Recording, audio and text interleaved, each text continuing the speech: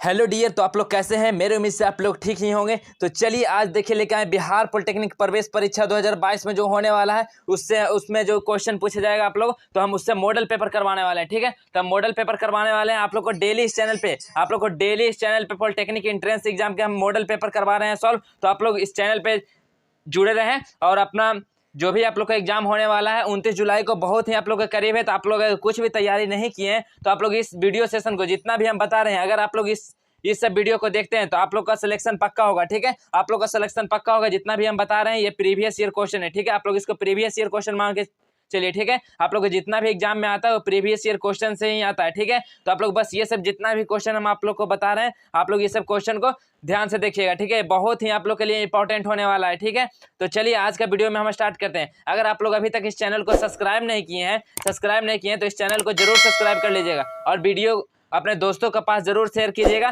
ताकि आपके दोस्त को भी हेल्प हो सके। ठीक है, तो चलिए आज का वीडियो में हम स्टार्ट करते हैं। जैसा कि आप लोग को डेली से लाइव सेशन में चलता है 30 क्वेश्चन फिजिक्स का और 30 क्वेश्चन केमिस्ट्री का, तो आज हम आप लोग को फिजिक्स का 30 क्वेश्चन करवाने वाले हैं। तो आप लोग वीडियो को ध्यान से देखिएगा। तो चलिए आज का सेशन को हम स्टार्ट करते हैं, जो कि देखिए फर्स्ट क्वेश्चन की ओर है। फर्स्ट क्वेश्चन क्या है? निम्न में से कौन सा दूरी का मात्रक नहीं है? बताइए, निम्न में से कौन सा दूरी का मात्रक नहीं है? ऑप्शन में है फर्मी, एंगस्ट्रॉम, माइक्रोन या स्टेडियन। कौन है बताइए? निम्नलिखित में से कौन सा दूरी का मात्रक नहीं है? तो दूरी का मात्रक कौन है? तो दूरी का मात्रक फर्मी भी है, एंगस्ट्रॉम भी है, माइक्रोन भी है। ठीक है, लेकिन स्टेडियन जो है ये दूरी का मात्रक नहीं है, इसलिए इसका करेक्ट आंसर क्या हो जाएगा? इसका correct answer option number D होगा। ऑप्शन नंबर डी करेक्ट होगा, स्टेरेडियन। चलिए नेक्स्ट क्वेश्चन की ओर देखिए। नेक्स्ट क्वेश्चन क्या है? पार्सेक मात्रक है। पार्सेक किसका मात्रक है? बहुत ही इजी क्वेश्चन। पार्सेक किसका मात्रक है? तो पार्सेक दूरी का मात्रक है। ठीक है, पार्सेक दूरी का मात्रक है, इसलिए इसका right answer option number B correct होगा। चलिए नेक्स्ट क्वेश्चन की ओर देखिए। नेक्स्ट क्वेश्चन है वेग समय ग्राफ क्षेत्रफल बताता है। वेग समय ग्राफ का क्षेत्रफल बताता है, कौन बताता है? वेग समय ग्राफ का क्षेत्रफल कौन बताता है? तो प्रारंभिक वेग बताता है या त्वरण बताता है या अंतिम वेग बताता है या विस्थापन? कौन बताता है बताइए? वेग समय ग्राफ का क्षेत्रफल कौन बताता है? तो विस्थापन बताता है। ठीक है, इसलिए इसका right answer option number D correct होगा, विस्थापन। नेक्स्ट क्वेश्चन देखिए। निम्न में से कौन सा सदिश राशि है? बहुत ही इजी क्वेश्चन। बताइए सदिश राशि किसको बोलते हैं? सदिश राशि किसको हम लोग बोलते हैं और अदिश राशि किसको बोलते हैं? बताइए। तो सदिश राशि जिसमें डायरेक्शन और परिणाम दोनों होता है। ठीक है, जिसमें परिणाम और दिशा दोनों होता है उसको हम लोग सदिश राशि बोलते हैं। और जिसमें जो होता है वो ओनली परिणाम होता है और दिशा नहीं होता उसको हम लोग अदिश राशि बोलते हैं। तो सदिश राशि कौन है इसमें से? बताइए, जिसमें परिमाण और दिशा दोनों होता है। तो इसका करेक्ट आंसर कौन सा हो जाएगा? तो इसका करेक्ट आंसर हो जाएगा वो ऑप्शन नंबर डी करेक्ट होगा, फोर्स। ठीक है, फोर्स जो है एक सदिश राशि है और द्रव्यमान, दूरी, चाल ये सब जो है अदिश राशि है, इसलिए इसका correct answer option number D होगा। चलिए नेक्स्ट क्वेश्चन की ओर देखिए। नेक्स्ट क्वेश्चन है सघन माध्य से परिवर्तन पर कलांतर होता है। सघन माध्य से परिवर्तन पर कलांतर कितना होता है? कितना डिग्री पे कलांतर होता है सघन माध्यम से परिवर्तन का? बताइए। तो इसका करेक्ट आंसर हो जाएगा पाई। ठीक है, पाई पे, इसलिए इसका right answer option number C होगा, पाई, जिसको हम लोग 180 डिग्री भी बोलते हैं। ठीक है, चलिए नेक्स्ट क्वेश्चन की ओर देखिए। नेक्स्ट क्वेश्चन है 20 किलोग्राम द्रव्यमान के ब्लॉक पर 20 किलोग्राम द्रव्यमान, देखिए मास दिया हुआ है यहाँ पे और 2 मीटर की दूरी पे। ठीक है, 2 मीटर की दूरी पे 5 न्यूटन का बल लगाया जाता है। तो ब्लॉक की गतिज ऊर्जा क्या होगी? तो ब्लॉक की गतिज ऊर्जा क्या होगी? चलिए इसका हम सॉल्यूशन करते हैं। देखिए आप लोग को बहुत ही इजी न्यूमेरिकल है। ठीक है, बहुत ही इजी है ये। क्या मास दिया हुआ है?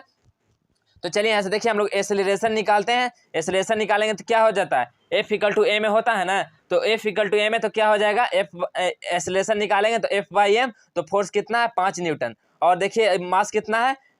20 किलोग्राम। ठीक है, तो देखिए यहाँ से कितना आ जाएगा? 1/4। एक्सेलरेशन 1/4 मीटर पर सेकेंड स्क्वायर आ जाएगा। ठीक है, यहाँ से फिर हम लोग वेलोसिटी निकालेंगे तो क्या होता है? 2as हो जाता है फार्मूला। देखिए यहाँ पे एस ए का वैल्यू हमें अभी निकालें 1/4 और एस देखिए डिस्टेंस कितना? 2 मीटर है। तो यहाँ से जैसे ही पुट कीजिएगा तो 2 × 2/4 हो जाएगा। यहाँ से देखिए 4 से 4 कैंसिल और √1 = 1। देखिए यहाँ से वेलोसिटी कितना निकल के है? 1। तो हम लोग जैसा कि जानते हैं गतिज ऊर्जा का फार्मूला हम लोग क्या जानते हैं?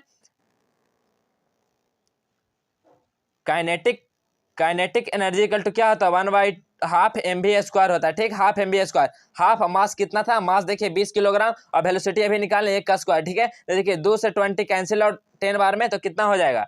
बताइए 10। देखिए 10 जूल। 10 जूल कौन सा ऑप्शन में दिख रहा है आपको? तो ऑप्शन नंबर सी करेक्ट होगा, 10 जूल।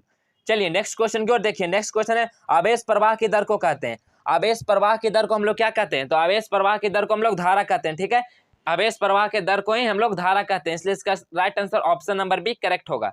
चलिए नेक्स्ट क्वेश्चन की ओर हम लोग चलते हैं। देखिए नेक्स्ट क्वेश्चन है, पृथ्वी पर वायुमंडल होने का कारण है। पृथ्वी पर वायुमंडल होने का क्या कारण है? तो पृथ्वी पर वायुमंडल होने का कारण गुरुत्व है, ठीक है, गुरुत्व है, इसी कारण पृथ्वी पर वायुमंडल है, ठीक है, इसी कारण पृथ्वी पर वायुमंडल होने का क्या कारण है? तो गुरुत्व है, इसलिए इसका right answer option number 1 correct होगा। नेक्स्ट क्वेश्चन है, कार्य करने की दर को क्या कहते हैं? बहुत ही देखिए 2017 में बहुत ही क्वेश्चन पूछा गया था। आप लोग अगर ये सब क्वेश्चन आप लोग के एग्जाम में आता है तो आप लोग अच्छी तरह से आप लोग कर सकते हैं, इसलिए आप लोग को हम यहाँ पे बता दे रहे हैं। तो आप लोग वीडियो को बिल्कुल भी स्किप ना कीजिएगा, आप लोग वीडियो को पूरा देखिएगा तभी आप लोग को टोटल क्वेश्चन समझ में आएगा, ठीक है। बहुत ही क्वेश्चन पूछा जाता है, आप लोग बस ध्यान से देखिएगा, ठीक है। कार्य करने की दर को हम लोग क्या कहते हैं बताइए? कार्य करने की दर को हम लोग क्या कहते हैं? तो शक्ति कहते हैं, ठीक है, शक्ति कहते हैं। कार्य करने की दर को हम लोग क्या कहते हैं? शक्ति कहते हैं, इसलिए इसका right answer option number B correct होगा। कार्य करने की दर को हम लोग शक्ति कहते हैं।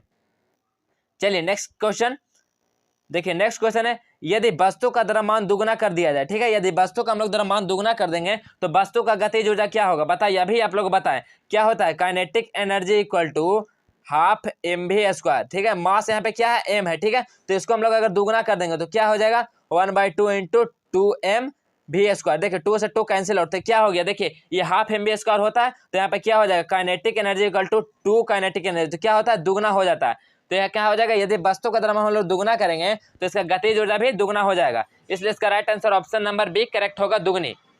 चलिए नेक्स्ट क्वेश्चन की ओर हम लोग देखिए, नेक्स्ट क्वेश्चन है, एक गतिमान न्यूट्रॉन स्थिर अल्फा कण से टकराता है तो न्यूट्रॉन की गतिज ऊर्जा में हानि का भिन्नांतर रूप क्या होगा? बताइए, एक गतिमान न्यूट्रॉन स्थिर अल्फा कण से टकराता है तो न्यूट्रॉन की गतिज ऊर्जा में हानि का भिन्नात्मक रूप होगा, क्या होगा? तो इसका भिन्नात्मक रूप 16/25 हो जाएगा, ठीक है, 16/25, इसलिए इसका right answer option number 1 correct होगा। चलिए नेक्स्ट क्वेश्चन की ओर देखिए, नेक्स्ट क्वेश्चन, जैसा कि एक प्रतिरोध पर 10 वोल्ट का विभवांतर लगाने पर 0.02 एम्पीयर की धारा प्रवाहित होती है तो प्रतिरोधक का प्रतिरोध क्या होगा? बहुत ही इजी क्वेश्चन। देखिए आप लोगों को वोल्ट V इक्वल टू दिया हुआ है 10 वोल्ट, ठीक है, आप लोगों को देखिए विभवांतर पर लगने वाला एम्पियर धारा I इक्वल टू दिया हुआ है 0.02 एम्पियर, ठीक है, तो यहाँ से क्या पूछा? R का वैल्यू पूछा, ठीक है, R का वैल्यू हम लोग ओम का नियम पढ़े हैं, क्या होता है? V इक्वल टू IR होता है, ठीक है, V इक्वल टू IR होता है, ठीक है, तो हम लोग यहाँ से निकाल सकते हैं R equal to V/I, V/I, तो देखिए R इक्वल टू V/I, तो V कितना है? तो V 10 वोल्ट है और I कितना है? 0.02। देखिए यहाँ पे पॉइंट दशमलव हटाएंगे तो ऊपर 2 0, यहाँ से देखिए 2 से कैंसिल आउट, तो R इक्वल टू क्या निकल के आएगा? 500, और जो होता है प्रतिरोध का ऐसा यूनिट होता है वो ओम होता है, ठीक है, इसलिए इसका 500 ओम आंसर आएगा। तो ऑप्शन नंबर कितना में है? तो ऑप्शन नंबर डी में दिया गया 500 ओम, इसलिए इसका correct answer option number D हो जाएगा। चलिए नेक्स्ट क्वेश्चन की ओर। नेक्स्ट क्वेश्चन है, किस कारण बांध को नीचे से चौड़ा बनाया जाता है? बताइए, किस कारण जो डैम होता है बांध उसको नीचे से चौड़ा किस लिए बनाया जाता है? बताइए किस लिए बनाया जाता है? तो गहराई के साथ जल का दाब बढ़ता है, ठीक है, गहराई के साथ जल का दाब बढ़ता है, ठीक है, इसीलिए इसको जो कि बांध को नीचे चौड़ा बनाया जाता है, इसलिए इसका right answer option number C correct होगा। चलिए नेक्स्ट क्वेश्चन की ओर चलते हैं। देखिए नेक्स्ट क्वेश्चन है, धात्विक लोलक की घड़ी द्वारा 0 डिग्री सेंटीग्रेड पे सही समय दिया जाता है। यदि 25 डिग्री सेंटीग्रेड पे एक दिन में 12.5 सेकेंड से क्षय होता है तो धात्विक लोलक का रेखीय प्रसार क्या होगा? बताइए, धात्विक लोलक का रेखीय प्रसार क्या हो जाएगा? तो हो जाएगा 1/86,400 पर डिग्री सेंटीग्रेड, ठीक है, इसलिए इसका right answer option number 1 correct होगा। चलिए नेक्स्ट क्वेश्चन की ओर हम लोग चलते हैं। देखिए नेक्स्ट क्वेश्चन है, यदि प्रिज्म कोण दिया गया 60 डिग्री और न्यूनतम विचलन जो होता है 30 डिग्री दिया हुआ है तो प्रिज्म का अपवर्तनांक क्या होगा? तो प्रिज्म का अपवर्तनांक क्या होगा? पूछ रहा है प्रिज्म का अपवर्तनांक, तो क्या होता है फॉर्मूला?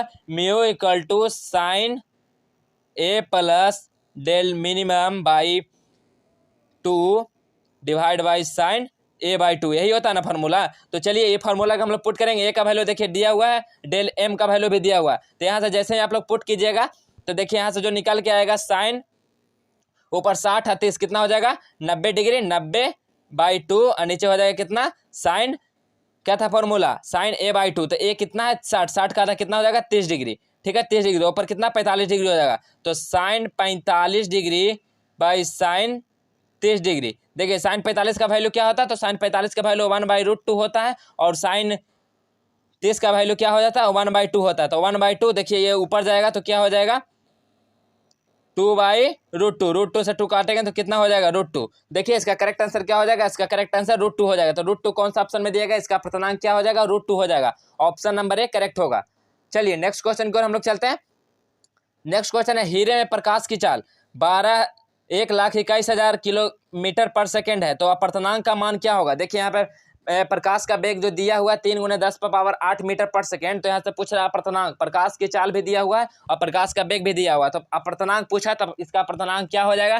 तो देखिए यहाँ पे प्रकाश की चाल, जिसको हम लोग भी से डिनोट कर देते हैं, ठीक है। इसको हम लोग कितना दिया हुआ है, 1,21,000, ठीक है। 1,21,000 किलोमीटर में है, तो उसको मीटर में चेंज करेंगे तो 10⁻³ से मल्टीप्लाई कर देंगे तो मीटर पर सेकेंड में हो जाएगा। तो यहाँ से देखिए हम इसको लिख सकते हैं 121 × 10⁻6 मीटर पर सेकेंड, ठीक है, इसको लिख सकते हैं। तो देखिए यहाँ से हम लोग जानते हैं कि म्यू इक्वल टू सी भी होता है, म्यू इक्वल टू सी भी होता है। तो सी क्या है, प्रकाश का वेग। तो प्रकाश का वेग कितना है, तो प्रकाश का वेग 3 × 10⁸ है। और अभी हम लोग निकालें प्रकाश का चाल, प्रकाश का चाल जिसको भी से डिनोट किए थे, ये कितना है 121 × 10⁻6। इसको आप लोग जैसे ही कैलकुलेशन कीजिएगा तो आप लोग को आएगा 2.48 इसका अपर्तनांक। इसका अपर्तनांक का जो होता है ये डायमेंशन लेस होता है, इसलिए इसका कोई बीमा नहीं होता, इसलिए इसका राइट आंसर क्या होगा 2.48। देखिए आप लोग का ऑप्शन सी में दिया गया, इसलिए इसका correct answer option number C हो जाएगा।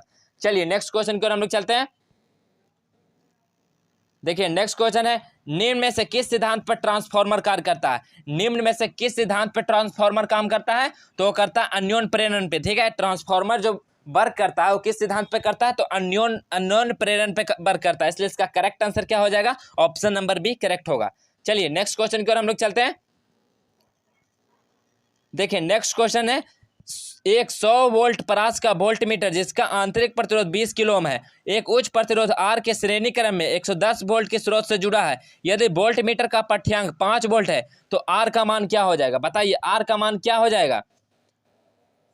तो चलिए यहाँ पे हम आप लोग इसका सॉल्यूशन आप लोग को हम टेलीग्राम चैनल में डाल देंगे, तो आप लोग टेलीग्राम में जरूर ज्वाइन हो जाएगा। ये काफ़ी लंबा है तो हम इतना छोटा सा डिस्प्ले पे आप लोग को बीच नहीं कर सकते। तो चलिए इसका सही आंसर हम आप लोग को बता देते हैं। तो इसका सही आंसर क्या होगा, तो 420 किलो ओम होगा, ठीक है। 420 किलो ओम होगा। अगर आप लोग से ये सॉल्व होता तो आप लोग सॉल्व कीजिएगा, नहीं तो आप लोग को टेलीग्राम पे इसका सोल्यूशन दे दिया जाएगा, ठीक है। इसका correct answer option number C होगा, 420 किलो ओम। चलिए नेक्स्ट क्वेश्चन की ओर। नेक्स्ट क्वेश्चन है, लेंज के नियम द्वारा दिशा निर्देश की जाती है। बताइए लेंज के नियम द्वारा किसका दिशा निर्देश की जाती है, तो परिपथ में प्रेरित धारा की, ठीक है। परिपथ में प्रेरित धारा की दिशा निर्देश की जाती है किससे, लेंज के नियम से, इसलिए इसका करेक्ट आंसर जो होगा ऑप्शन नंबर सी करेक्ट हो जाएगा। परिपथ में प्रेरित धारा को दिशा निर्देश करने के लिए हम लोग लेंज का नियम उपयोग करते हैं, ठीक है।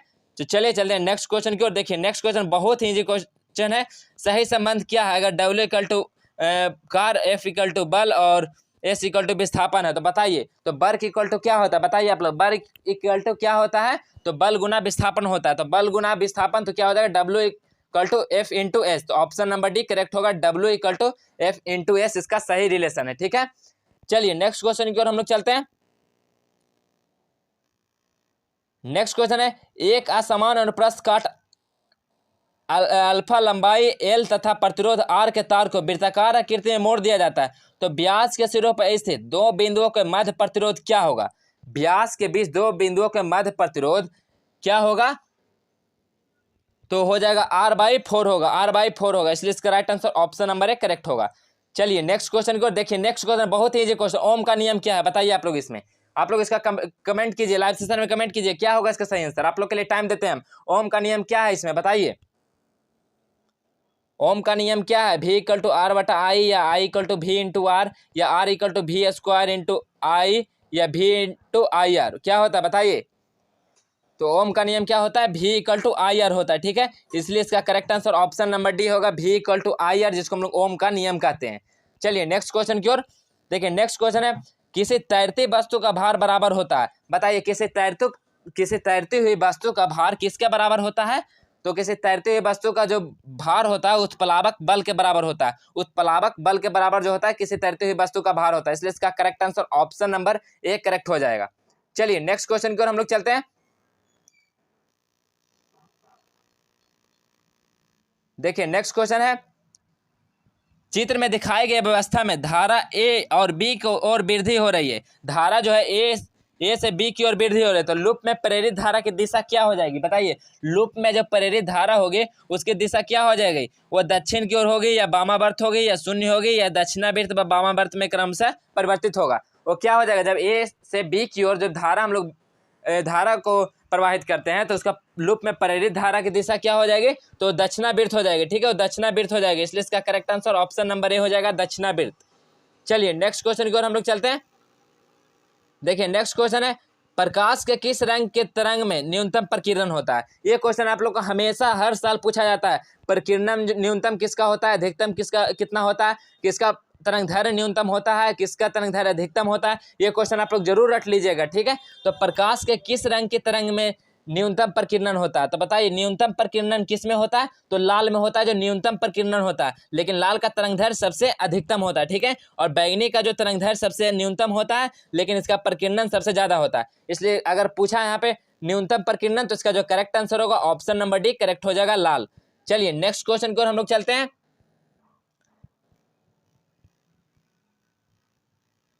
देखिए नेक्स्ट क्वेश्चन क्या है,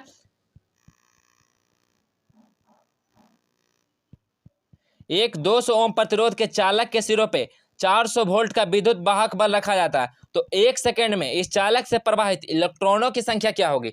एक सेकंड में किसी चालक से प्रवाहित धारा के इलेक्ट्रॉनों की संख्या क्या हो जाएगी। तो चलिए इसका हम आप लोग को सॉल्यूशन कर देते हैं। तो क्या हो जाएगा, देखिए आप लोग अगर गिवन डाटा दिया गया तो आप समझ सकते हैं क्या दिया है, वोल्ट भी इक्वल टू दिया गया है, यहाँ पे ओम देखिए आर प्रतिरोध दिया गया है, यहाँ पे देखिए इलेक्ट्रॉन दिया ही गया है, तो हम लोग यहाँ से निकाल सकते हैं। देखिए भी और आर दिया गया है तो धारा हम लोग निकाल सकते हैं। तो क्या हो जाएगा, I equal to V by R, I equal to V by R, तो भी कितना था 400 और धारा कितना है 200। यहाँ से हम लोग कट करेंगे तो कितना आ जाएगा 2। ठीक है, 2 एम्पियर आ गया आप लोग को आई का वैल्यू, तो हम लोग यहाँ पे लिख लेते हैं आई इक्वल टू आया 2 एम्पियर। ठीक है, आई इक्वल टू 2 एम्पियर आएगा तो हम लोग जानते हैं Q equal to I T होता है। ठीक है, Q equal to I T होता है, तो आई कितना आया 2 एम्पियर, और टाइम देखिए आप लोग का 1 सेकंड में बोला, 1 सेकंड में तो कितना हो जाएगा Q, तो यहाँ पे देखिए Q भी आ गया आप लोग का 2 कूलाम। ठीक है, 2 कूलाम आप लोग का आ गया, तो यहाँ पे हम साइड में लिख देते हैं आई इक्वल टू 2 एम्पियर और Q कितना आया आप लोग को 2 कूलाम। तो देखिए यहाँ से हम लोग फॉर्मूला जानते हैं कि प्रवाहित इलेक्ट्रॉनों की संख्या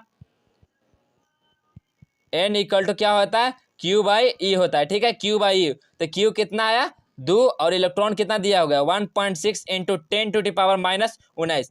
ठीक है, यहाँ पे देखिए आप लोग को जैसा कि Q का वैल्यू आप लोग के बीच निकालें 2 कूलाम, तो 2 रख दिए, और देखिए इलेक्ट्रॉन आप लोग को दिया हुआ 1.6 into 10 to the power -19 coulomb. आप लोग जैसे इसको कैलकुलेशन कीजिएगा तो आप लोग को जो बीच निकल के आएगा क्या हो जाएगा, 1.25 इंटू 10 टू द पावर 19। ठीक है, देखिए ऑप्शन नंबर कितना में है, तो ऑप्शन नंबर देखिए आप लोग को डी में दिया गया। ठीक है, ऑप्शन नंबर डी, इसलिए इसका करेक्ट हो जाएगा 1.25 इंटू 10 टू द पावर 19। ठीक है, चलिए नेक्स्ट क्वेश्चन को हम लोग चलते हैं। देखिए नेक्स्ट क्वेश्चन है, परम शून्य ताप पर अर्धचालक व्यवहार करता है। परम शून्य ताप पर अर्धचालक कैसा व्यवहार करता है, तो अचालक की तरह इसको हम लोग कुचालक भी बोलते हैं। ठीक है, अचालक की भांति कार्य करता है। परम शून्य ताप पर जो अर्धचालक कैसा व्यवहार करता है, तो अचालक की भांति कार्य करता है, इसलिए इसका correct answer option number A हो जाएगा, अचालक की भांति। चलिए नेक्स्ट क्वेश्चन को हम लोग चलते हैं। देखिए नेक्स्ट क्वेश्चन है, 1270 केल्विन ताप पर हाइड्रोजन तथा ऑक्सीजन में ध्वनि की चालों का अनुपात क्या होगा। 1270 केल्विन ताप पर हाइड्रोजन तथा ऑक्सीजन में ध्वनि की चालों का अनुपात क्या होगा, तो क्या होगा, ध्वनि ऑक्सीजन में ध्वनि की चालों का अनुपात क्या हो जाएगा, तो हो जाएगा 4:1 हो जाएगा। ठीक है, 4:1।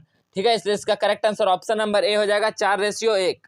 चलिए नेक्स्ट क्वेश्चन को हम लोग चलते हैं। देखिए नेक्स्ट क्वेश्चन है, लंबाई, क्षेत्रफल तथा आयतन प्रसार गुणांकों में संबंध क्या होगा। बताइए लंबाई, क्षेत्रफल तथा आयतन प्रसार गुणांक में क्या संबंध होगा, बताइए। तो चलिए इसका हम आप लोग को बताते हैं। तो बताइए क्षेत्रीय प्रसार गुणांक, यहाँ पे देखिए बताया गया क्षेत्रीय प्रसार गुणांक इक्वल टू क्या होता है, जिसको हम लोग बीटा से डिनोट करते हैं। ठीक है, क्षेत्रीय प्रसार गुणांक को तो होता है 2 इंटू रेखीय प्रसार गुणांक का होता है। ठीक है, रेखीय प्रसार गुणांक का, इसको अल्फा से डिनोट करते हैं। ठीक है, तो इसको हम लोग लिख सकते हैं बीटा इक्वल टू 2 अल्फा। ठीक है, जो क्षेत्रीय प्रसार गुणांक होता है वो 2 गुना रेखीय प्रसार गुणांक होता है, तो इसलिए बीटा इक्वल टू 2 अल्फा हम लोग लिख सकते हैं। तो देखिए beta equal to 2 alpha, beta equal to 2 alpha option number D में दिया गया है। देखिए गामा, तो गामा इक्वल आयतन प्रसार गुणांक हम लोग गामा से डिनोट करते हैं। आयतन प्रसार गुणांक को हम लोग गामा से डिनोट करते हैं, तो इसको हम लोग 3 गुना रेखीय प्रसार गुणांक होता है, 3 गुना होता है रेखीय प्रसार गुणांक, जिसको हम लोग अल्फा से डिनोट करते हैं। तो गामा इक्वल टू क्या आया 3 अल्फा। तो आप लोग देखिए beta equal to 2 alpha plus gamma equal to 3 alpha, जो कि ऑप्शन नंबर डी में दिया गया है।